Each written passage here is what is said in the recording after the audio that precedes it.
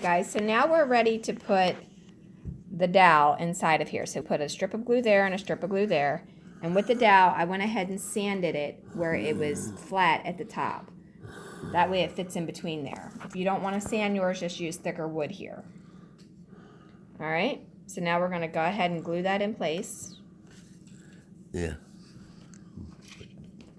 You haven't got it right. Okay, so then you want to go ahead and put glue on both sides. And then take this piece here and clamp it on top.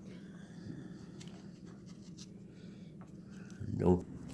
Okay, so you want to go ahead and do the clamps with the little boards on top so you don't do anything to the wood.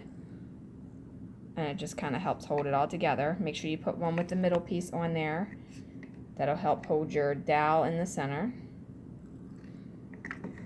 And let it dry. And that's it. All right, we'll show you how to install this in the next video. Like and subscribe, leave a question, suggestion, or comment below, and have a wonderful, wonderful day. Don't forget to hit the bell if you want to be notified. Thanks a lot. Have a great day.